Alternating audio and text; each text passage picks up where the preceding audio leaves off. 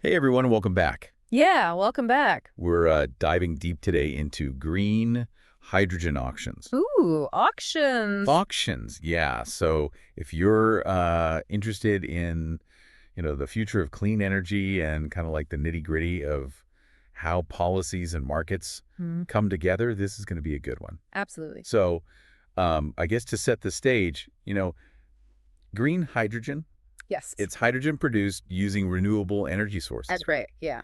Um, but why auctions? Like Oh, that's a great question. why is that the mechanism that's Yeah. being explored? Well, I think, it's like any new technology or emerging sector, Yeah. there are a lot of barriers and Right. hurdles to overcome. And so green hydrogen is really no different. Okay. You've got high costs, uncertain demand, Yeah. and a lot of inherent risks involved in Yeah. building out a whole new Industry. industry. No. Exactly. So options are one way that governments are trying to So step in and help give it a boost. give it a boost. Yeah, Yeah. exactly. Okay. So, I mean, we talk a lot about, market forces and letting the market Yeah, figure things out.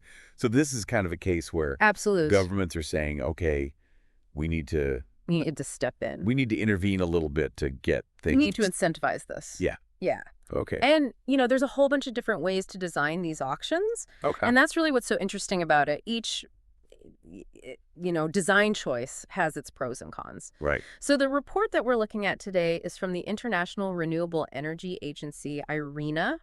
Okay. And they've done a really good job of breaking down all these design choices, Awesome. which is really helpful for policymakers. Yeah, this is great. I mean, it's good to have a roadmap or like a Yeah, guide. exactly. When you're- Framework. Yeah, when you're dealing with something this complex. Absolutely. So we're focusing on a specific type of auction today called supply-side auctions. Yes. So I'm assuming that means we're focusing on the production side of things. That's exactly right. Okay. So it's all about creating a competitive environment where producers are essentially Yeah. vying for government support to, scale up their operations. Okay. So you can think of it as, a bunch of green hydrogen producers all bidding for a contract to supply hydrogen. Okay. And the auction determines who gets that contract and at what price. This is like a bidding war. Yeah, it's a bidding war. But instead of like a rare painting, Exactly. it's for clean energy. Yeah, I love that analogy. That's a really good one. So this type of auction is particularly relevant in places that have, lots of renewable energy resources. Right. Like So think sunny deserts or windy coastlines. yeah. Places that have abundant renewable resources. Okay, so let's say I'm a country and I have tons of sunshine Yes. and I want to be a green hydrogen powerhouse. Mm. What are the advantages of going with a supply side auction? Well, one of the big advantages is that they're generally much easier to set up and implement than other types of auctions because you're just focusing on one side of the equation, right? You're Mhm. focusing on the supply. Right, so less moving parts. Exactly. Less moving parts, less headache. Okay. So it makes the whole design and implementation process much smoother. Okay. Another big advantage is that supply-side auctions are really effective at attracting a large and diverse pool of bidders. Okay.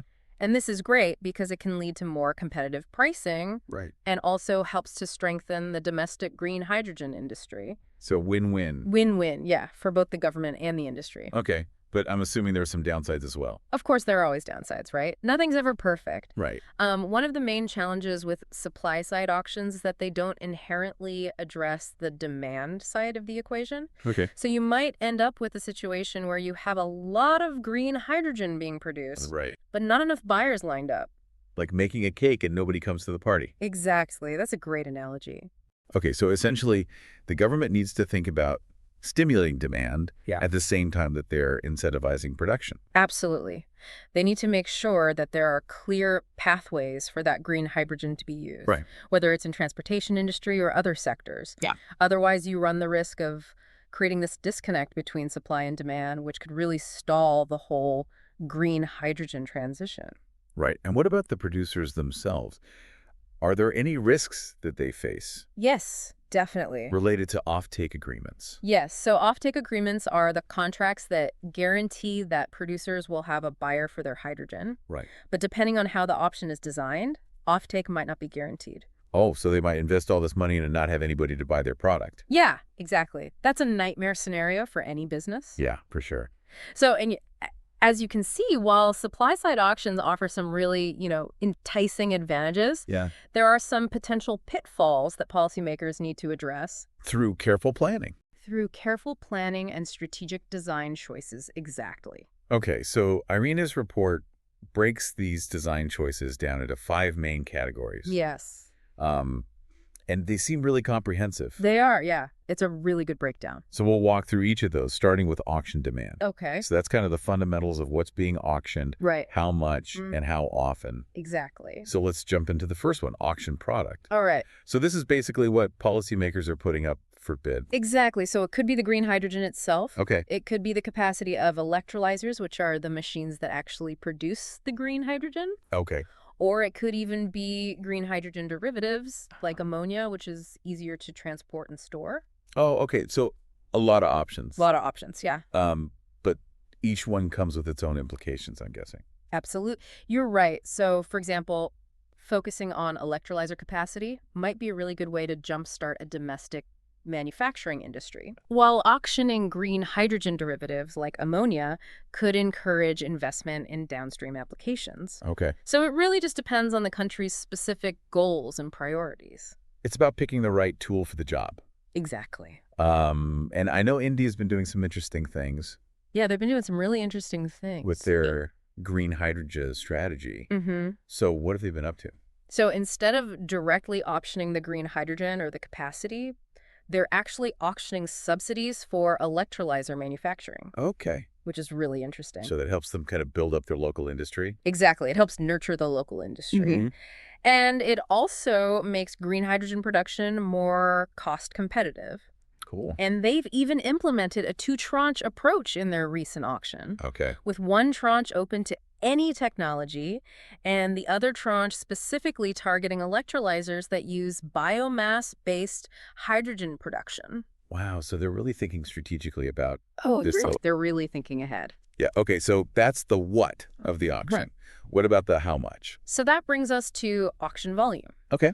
And this is all about determining the scale of the auction. Okay. So will it be based on a set budget, a target for electrolyzer capacity, Okay. or a specific amount of green hydrogen produced? And again, no one size fits all. No one size fits all, you got it. Okay. So each option has its trade-offs. A budget-based approach might be simpler to manage, Yeah. but it could limit the amount of green hydrogen that's actually produced. Okay. Focusing on capacity might encourage investments in production facilities, Right. but it doesn't guarantee actual hydrogen output. Okay. And then specifying a target volume, might be the most direct way to meet specific demand needs, but it could also lead to higher costs if production falls short. So it's all about striking that balance. Absolutely. It's a delicate balancing act. And I know India's taking a multi-pronged approach here as well. They are, yeah. What are they doing? So they've incorporated both minimum and maximum annual production limits in their auctions. Okay. So this helps to ensure a certain level of output Yikes. while preventing any single producer from dominating the market. Okay, so we've done the what, the how much. Right. Now let's do the how often. Yes. So that brings us to auction periodicity, Okay. which basically determines whether the auction is a one-off event or a recurring series. Okay. So a one-off auction might be simpler to implement, but Yeah. it can create some uncertainty for investors. Right, because if I'm a company and I'm thinking about, making a big investment Right. in this, I want to know that there are going to be more opportunities in the future. Exactly. You want to have some predictability. Right. And so a regular schedule of auctions, especially when it's announced in advance, Great. provides a much clearer signal to the market. Right. And it encourages long-term investment. Right. And Denmark is a good example of a country that's been very strategic with their auction schedule. Yeah, I was going to say, I'm also intrigued by Denmark's 2-tiered ceiling price. Yeah. What is that all about? So that's a really interesting mechanism. It's like a safety valve Right. to make sure that they're getting the most bang for their buck while still attracting competitive bids. Okay, that's cool. Yeah, it's a very clever design. So we've talked about the what, the how much, and the how often. Mm-hmm. Now let's talk about something that's really fundamental to green hydrogen, Yes. and that is the sourcing of electricity. The greenest of the green. Yeah, because it's not green hydrogen unless it's produced using renewable energy. Exactly. So this is where we determine where that electricity comes from. Absolutely. So will producers be required to use electricity from dedicated renewable energy sources, Right. or can they tap into the grid, which might Yeah. be a mix of A sources? mix of sources, exactly. And this is where the concept of additionality comes in, which All we've right. talked about a little bit before. But it's really about ensuring that green hydrogen production doesn't undermine. Yeah. Renewable energy goals by displacing existing clean energy sources. We don't want it to cannibalize what we've already. Exactly. We want to be adding to the pool, Yeah. not taking away from it. Yeah. And the EU, for example, has some pretty strict rules Right. in place to prevent this. Okay. They want to ensure that green hydrogen production is adding to the overall pool of renewable energy, Got it. not just shifting things around. Okay. So that's sourcing of electricity. Mm-hmm. And then the last element under auction demand is the choice of off-taker. Yes. So the off-taker is the one who's actually going to be using the green hydrogen. Right. So is it the government It could be the government, or is it? or it could be private companies. And I imagine those have different implications. Absolutely. So involving the government can really reduce the risk for producers Okay. because it provides a guaranteed market, Right. but it can also limit market forces. So it's that trade-off again. It's always a trade-off, right? Okay, so we covered a lot of ground with auction demand. Um, it's really fascinating how even these, seemingly basic decisions Yeah, can have such big implications for the entire green hydrogen ecosystem. they really can. It's all interconnected. So next up, we'll explore the qualification requirements and documentation. All right. So that's basically, who can play in this game. Who can play and what are the rules of the game exactly? Awesome. Let's get into that. All right, so we're back and we're talking about qualifications and documentation. Yes, the fun stuff. The fun stuff. I mean, Yeah. it sounds a little bit Bureaucratic. yeah, but I'm guessing it's pretty important. It is. It's like setting the entry requirements for a marathon, right? You don't want people showing up who haven't trained or who lack the proper gear. Right. Similarly, green hydrogen auctions need safeguards to ensure that only qualified bidders, Okay. those with, the experience and the financial stability and the technical know-how, Okay. can actually participate. Right, so you don't want to have a bunch of unqualified bidders just like clogging up the system. Exactly. Yeah, you don't want to be wasting time and resources on projects that are never going to get off the ground. Right, so what kind of hoops do these bidders have to jump through? Well, it really varies, depending on the specific auction design. Right. But typically, bidders need to submit documentation proving their financial health, Okay. their track record in, similar projects, Right. the technical feasibility of their proposal. Okay. They might also need to demonstrate that they've secured the necessary permits and approvals, Okay. especially, when it comes to land use and environmental impact. So weeding out the ones who aren't serious, basically. Yeah, exactly. You want to make sure that the people who are participating are actually capable of delivering on their promises. Right, but I'm guessing there's kind of a balance to be struck here, right? Absolutely. Because you want to encourage participation, Yeah. You want to have a diverse pool of bidders. especially from smaller startups.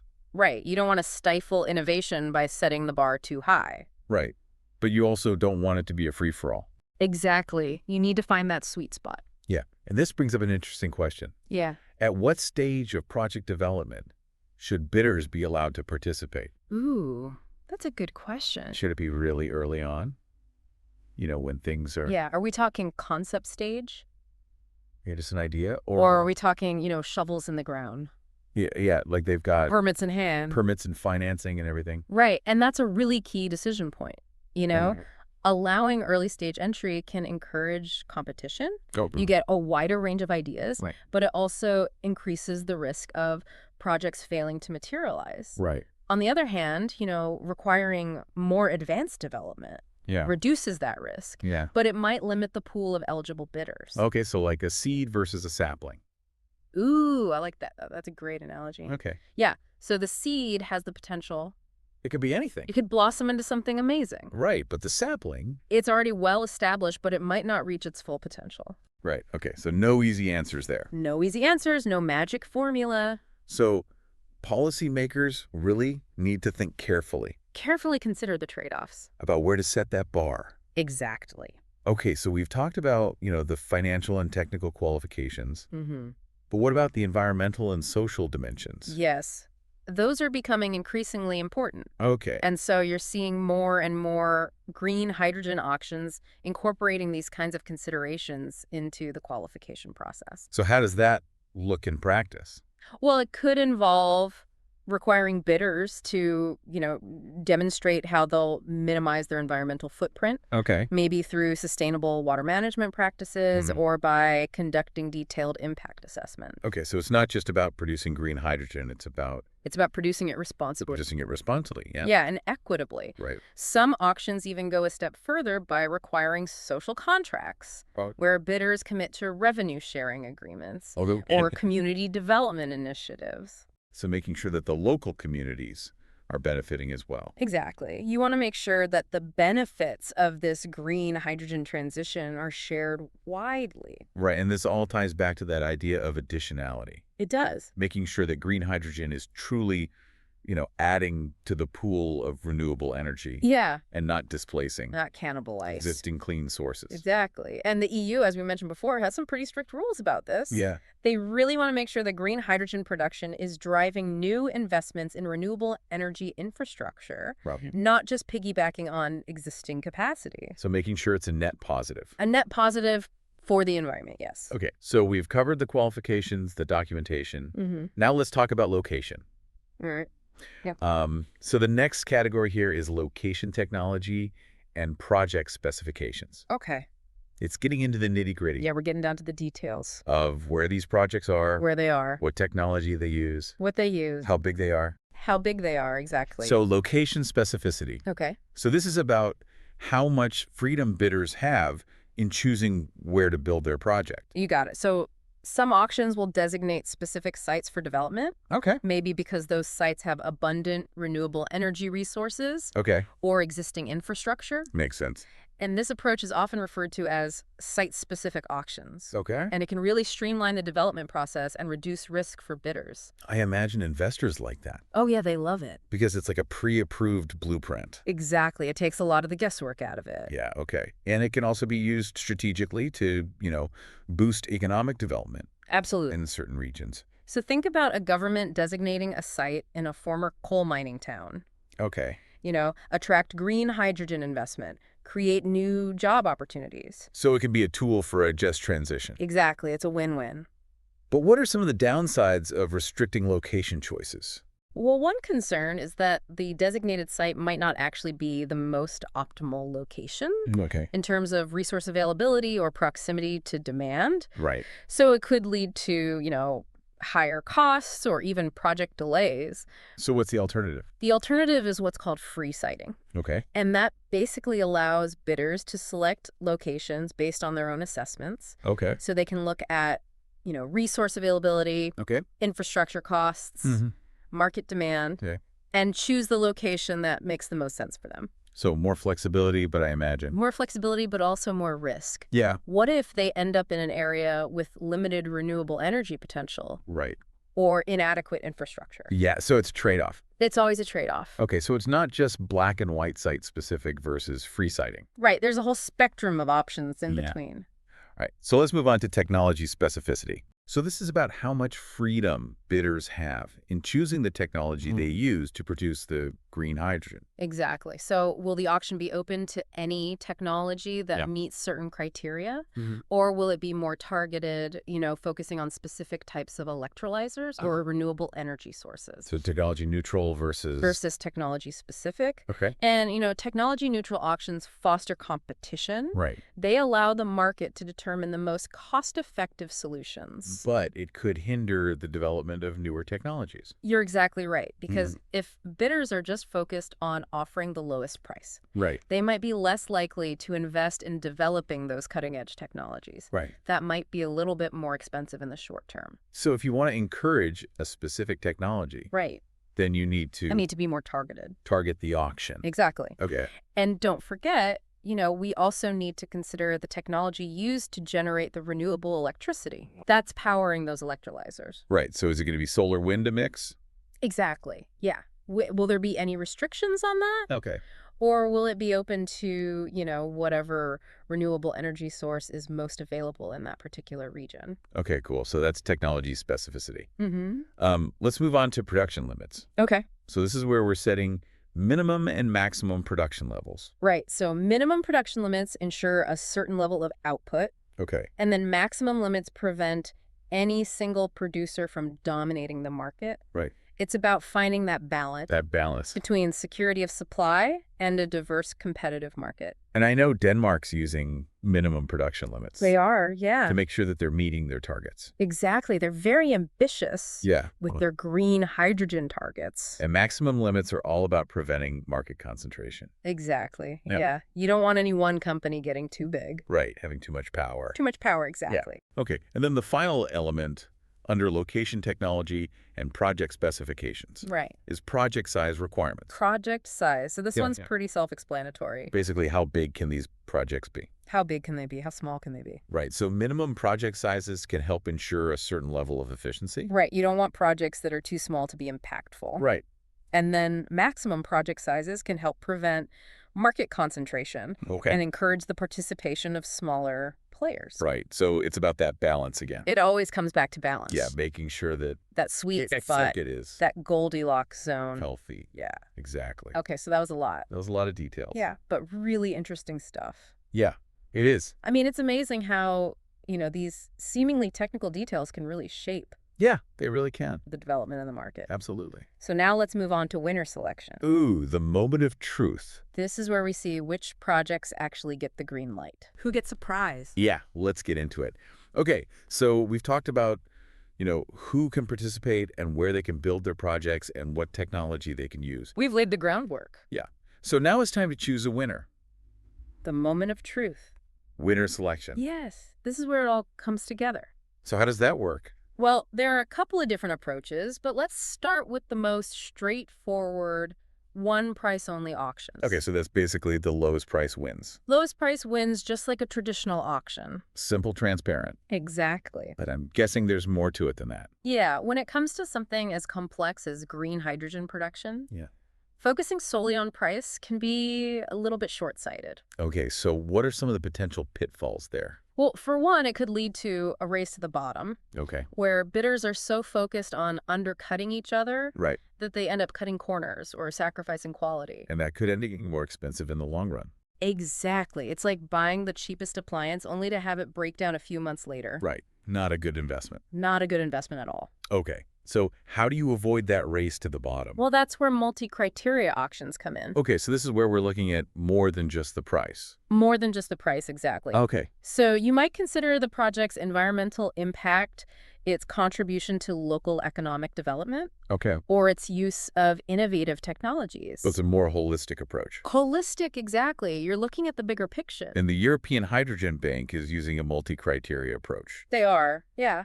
I know they're looking at offtake agreements and renewable electricity contract. Exactly. They want to make sure that the projects they're supporting are well-rounded and sustainable. Okay, so it's like judging a singing competition. Oh, I like that. You're not just looking at the vocal ability. Right. You're looking at stage presence, originality, the whole package. Yeah. Okay, so multi-criteria auctions seem like a good way to, encourage those other aspects. Yeah, to get a more diverse and interesting set of winners. Right. But of course, it's more complex to implement. Right. I imagine it takes more time and expertise to evaluate all those different criteria. It does, and it also demands transparency. Yeah, you want bidders to understand how the decisions are being made. Exactly. You don't want any black boxes or hidden agendas. Okay, so we've talked about price-only auctions versus multi-criteria auctions. Mm-hmm. Now, what about preventing market concentration?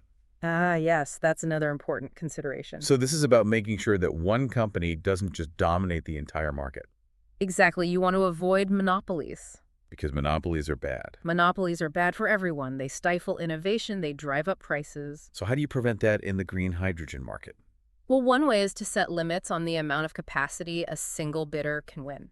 Well, So you might have a maximum volume per bidder okay. or a cap on the number of projects a single company can be awarded. So spreading the wealth around Spreading the wealth, exactly, making sure everyone gets a piece of the pie. and project size requirements can also play a role here. Absolutely. By limiting the size of individual projects, Right. you create more opportunities for smaller players to participate. Okay, so it's a multi-pronged approach. Multi-pronged always. Okay, and then the last element under winner selection is price caps. Price caps, yes. So this is about setting limits on how high bids can go. Okay, so it's a way to protect the government from overspending. Exactly. You don't want those bids to skyrocket. Right, so what are the different types of price caps? Well, you have ceiling prices, which establish an upper limit. Oh, yeah. And you have floor prices, which set a minimum bid price. So ceiling prices are probably more common. They are, Mhm. yeah, because the goal is usually to keep costs down. Right. But you have to be careful not to set the ceiling too low. Okay. Otherwise, Good. you might discourage participation. Or force bidders to, cut corners. Exactly. It's a delicate balance. And what about floor prices? When would those be used? Floor prices are less common, Okay. but they can be useful in situations where you want to ensure that bidders are offering a reasonable price Okay. that covers their costs and allows for a sustainable profit margin. So maybe in emerging markets where the industry is still developing. Exactly. Yeah. Where those producers might need a little bit of extra support. Okay. So we've covered winner selection. Mm-hmm. Now let's move on to risk allocation and seller remuneration. All right, the money stuff. Yeah. So this is where we talk about, who bears the risk in these projects. Exactly, and how those producers are compensated for their efforts. So what are some of the key risks that we need to think about? Well, green hydrogen projects face a lot of risks, especially in the early stages. Yeah, imagine. Construction delays, operational challenges, fluctuating energy prices, uncertain demand. It's a lot to juggle. It's a lot to juggle. How do you manage all that risk? Well, that's where auction design comes in. Okay. You can allocate those risks to the parties that are best equipped to handle them. Okay, so maybe some risks are borne by the producer. Right. Some are shared with the government. Exactly. And some are even transferred to the off-taker. It's all about spreading the risk around. So everyone's got some skin in the game. Exactly. And one of the biggest risks we've talked about is electricity price risk. Yeah, because green hydrogen relies on renewable energy, Right. and the cost of that energy can fluctuate. Especially if you're relying on the grid. Especially if you're relying on the grid, exactly. So how do auctions address that? Well, one option is for the government to offer price guarantees or to index the support level to the price of electricity. So if the price of electricity goes up, the support goes up. Exactly. It provides a buffer against those market fluctuations. Okay. And another option is to encourage captive power plants. Yes. So that's where producers have their own dedicated renewable energy source. Okay. So they're not exposed to the volatility of the grid. More control, but probably more expensive upfront. More control, but more expensive up front. You got it. Okay. And then there's the risk of, not being able to sell the hydrogen. Yes. The dreaded offtake risk. Offtake risk, yeah. So what happens if you produce all this green hydrogen and nobody wants to buy it? Well, that's where the choice of offtaker becomes really important. Right. If the government acts as the offtaker, it provides a guaranteed market, Okay. which reduces the risk for producers. But it also limits market competition. It does. It's a trade-off. Always a trade-off. Always. Okay, so let's talk about how producers are actually paid for their green hydrogen. All right. Seller remuneration. So seller remuneration. So there are two main approaches, capacity-based and production-based. Okay. Capacity-based is the simpler of the two. Okay. Producers are paid a fixed amount for the capacity of their electrolyzers. So regardless of how much hydrogen they actually produce. Regardless of how much they produce, exactly. Okay. So it provides a lot of certainty for producers, Right. but it also removes the incentive to, optimize production or reduce costs. Yeah. So it's like paying someone a salary, whether they show up for work or not. Pretty much. Not very efficient. Not very efficient. Okay, so what about production-based remuneration? So production-based is a bit more complex, Okay. but it offers greater incentives for efficiency. Okay. Producers are paid based on the amount of green hydrogen they actually produce and deliver. So the more they produce, the more they earn. The more they produce, the more they earn. Exactly. Okay, and there are a few different ways to structure that. Yes. You have fixed price contracts, sliding premiums, Contracts for difference? contracts for difference, all sorts of options. Okay, so lots of flexibility there. Lots of flexibility. And then we have compliance rules. Ah, yes. Compliance rules, the rules of the game. So this is about making sure that bidders are actually fulfilling their contractual obligations. Exactly. You want to make sure that people are doing what they said they were going to do. Right. And what happens if they don't? Well, there can be penalties, Okay.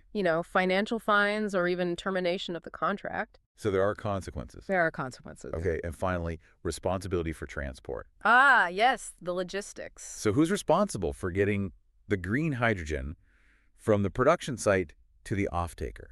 That's the question. And it can have a big impact on the cost of the project. Right? Because transport isn't cheap. Transport isn't cheap. And if the producer is responsible for it, Yeah. they need to factor that into their bids. Which could make them less competitive. Exactly. So it's another important consideration for policymakers. Wow, we've covered a lot of ground today. We have. It's been a whirlwind tour of green hydrogen auctions. But hopefully our listeners are walking away with a better A understanding, deeper appreciation. yeah, of how these auctions work. And how they can be used to accelerate the clean energy transition. Exactly, because it's a really fascinating example of how governments are stepping in Using innovative to tools shape the market. to create a more sustainable future. Yeah. And if you want to learn more, be sure to check out the full IRENA report. Yes, it's a great resource. We'll have a link in the show notes. And until next time, stay curious. Thanks for joining us.